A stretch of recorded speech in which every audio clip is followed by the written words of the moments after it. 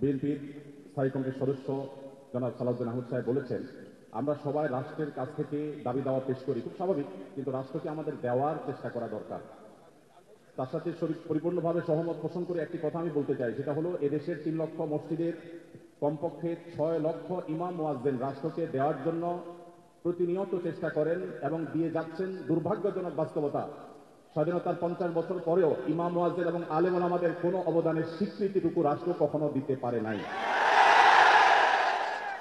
আজও বাংলাদেশের চেহারাকে যদি পরিবর্তন করে দিতে হয়, আজও বাংলাদেশকে যদি স্বনির্ভর করতে হয়, আজও বাংলাদেশের পরিবেশ সচেতনতা সৃষ্টি করে যদি সাফল্য অর্জন করতে হয়, পরিবেশ বিপর্যয় যদি রোধ করতে হয়, যে কোনো দুর্যোগ মোকাবেলা যদি সফলভাবে করতে হয়, দেশের শুধু মসজিদগুলোকে ইমাম মুয়াজ্জিনদেরকে যদি রাষ্ট্র অন করে, ইমাম মুয়াজ্জিনদেরকে যদি সে সুযোগ দেয়, তাদেরকে যদি অন্তত কাজ করবার পরিবেশটা করে দেয়, আমার বিশ্বাস বাংলাদেশের চেহারা পরিবর্তন করতে আর কোনো কিছুর তেমন বেশি প্রয়োজন হবে না। 3 লক্ষ মসজিদ, সরকারি হিসেব মতো কমপক্ষে 3 লক্ষ মসজিদ, আর বহু আগে বলা হয়েছে, সেটা এখন 3 লক্ষের অনেক বেশি চলে গেছে স্বাভাবিকভাবে। 3 লক্ষ মসজিদে প্রতি জুমার দিনে 12:30 থেকে 1:30 পর্যন্ত এই সময়ের মধ্যে গড়ে যদি 100 মানুষ একটা মসজিদে জুমার নামাজে খতিব সাহেবের খুতবা শোনার জন্য আসেন, তাহলে 3 কোটি মানুষ হয়। বাংলাদেশের সমস্ত টিভি চ্যানেল, সমস্ত মিডিয়া একযোগে সবচেয়ে পিক টাইমে এত বেশি দর্শক কখনো পায় বলে আমি মনে করি না। এবং সারা সপ্তাহের সবচেয়ে মূল্যবান সময় বৃহস্পতিবার রাতে, শুক্রবার অফিস নেই, স্কুল কলেজ নেই, মাদ্রাসা নেই, সবাই ফ্রেশ একটা ঘুম দিয়ে, সপ্তাহের সবচেয়ে ভালো গোসলটা দিয়ে, সবচেয়ে ভালো নাস্তাটা করে, সবচেয়ে সুন্দর পোশাকটা করে, সবচেয়ে ভালো আতর পারফিউম ব্যবহার করে, সবচেয়ে মূল্যবান সময়টা খতিব সাহেবদের সামনে গিয়ে বোঝানো হয়ে বসে। পৃথিবীর অন্য কোনো কৃষ্টি কালচার, কোনো সিস্টেমে একসাথে একটা দেশের 3 কোটি মানুষকে অ্যাড্রেস করার এই সুযোগ ইমাম সাহেব, খতিব সাহেবরা ছাড়া কারোর হাতে নেই।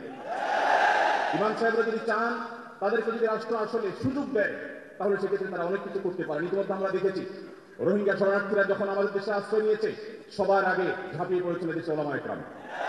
প্রতিটা দুর্যোগে ওলামায়ে কেরাম যে ঝাঁপিয়ে পড়েন, সেটা নিঃস্বার্থভাবে হয়, স্বার্থহীনভাবে হয়। আমার উদাত্ত আহ্বান যে আগামী বাংলাদেশে এদেশের মসজিদগুলোকে, আলেম ওলামাদেরকে যেন রাষ্ট্র অন করে, তাদেরকে কাজের সুযোগ দেওয়া হয়। কোনো বেতন ভাতার সুবিধা দেওয়া, এটা আসলে দয়া দাক্ষিণ্যের বিষয় নয়। এদেশে আইন শৃঙ্খলা যতটুকু নিয়ন্ত্রণে আছে, এর জন্য আইন শৃঙ্খলা রক্ষাকারী বাহিনী, সংশ্লিষ্ট বিভিন্ন ডিপার্টমেন্টের যেমন অবদান আছে, আমি মনে করি মসজিদের মেম্বরগুলো, মাহফিলের মঞ্চগুলোর অবদান তার থেকে কোনো ক্রমে কম নয়।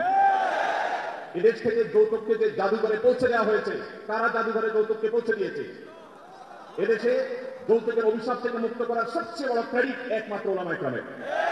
এখনো কোন মসজিদের মিম্বর থেকে, কোন মাহফিলের মঞ্চ থেকে মানুষকে চুরি করতে, দুর্নীতি করতে, ডাকাতি করতে, মাদকাসক্ত হতে, কোনো খারাপ কাজের প্রতি আহ্বান করা হয় না। এই সমস্ত মঞ্চগুলো থেকে বহু মানুষ খারাপ পথ থেকে ফিরে আসে।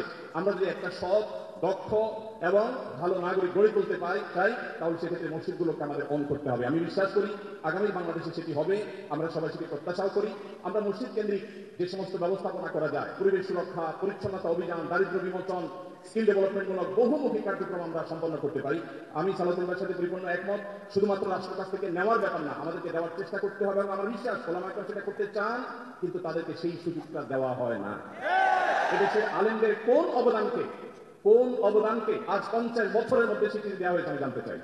দুর্ভাগ্যজনক বাস্তবতা, সেটি আসলে হয়নি।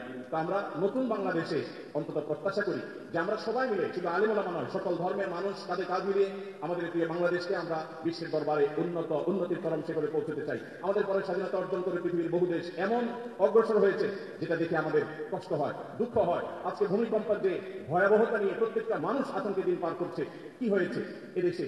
একটি মানুষের জীবন নিরাপদ করবার জন্য যথাযথ ব্যবস্থাটুকু পর্যন্ত আমরা নিতে পারিনি। আমি আশা করি আগামী বাংলাদেশে যারাই আসবেন, আমরা প্রত্যেকে এই ব্যাপারগুলোতে সচেতন থাকবো। আমরা দোয়া করি আল্লাহ রাব্বুল আলামিন আমাদের রাজনৈতিক নেতৃত্বকে সেরকম শক্তি, সামর্থ্য, মানসিকতা সবকিছু দান করে। ওলামায়ে কেরামের মূল্য যদি কোনো জাতি দিতে না পারে, তাদের থেকে বড় দুর্ভাগা আর কেউ হতে পারে না। আমি প্রায় সময় বলি, এই দেশকে যদি নিরলসভাবে, নিঃস্বার্থভাবে কোনো মানুষ ভালোবাসে, ওলামায়ে কেরাম হলেন সেই মানুষগুলো। অনেকে আছেন যাদেরকে হয়তো পার্শ্ববর্তী দেশ গ্রহণ করবে, অনেক হয়তো আমেরিকা গ্রহণ করবে। ওলামায়ে কেরাম তাদের জায়গা এই দেশ, এই মাটি, ইনশাআল্লাহ তাআলা। আমি আশা করছি মসজিদে ওলামায়ে কেরাম নির্বিঘ্নে তাদের দায়িত্ব পালন করবেন। আলেমদের দায়িত্বশীলতার জায়গা আছে, আলেমরা যথেষ্ট দায়িত্বশীলতার সাথে আমাদের দায়িত্বগুলো পালন করতে হবে। রাষ্ট্রকে এগিয়ে নিয়ে যাওয়ার পিছনে আমাদের ভূমিকা পালন করতে হবে, ঐক্যবদ্ধভাবে কাজ করতে হবে। সেই সাথে রাষ্ট্র আলেমদেরকে অন করতে হবে, আপন করতে হবে, সেই সুযোগ দিতে হবে, সেই স্বীকৃতি দিতে হবে। আমি আশা করছি আগামী বাংলাদেশে জিনিসটি হবে। আমাদের সবাইকে আল্লাহ তাআলা সেই তৌফিক দান করুন।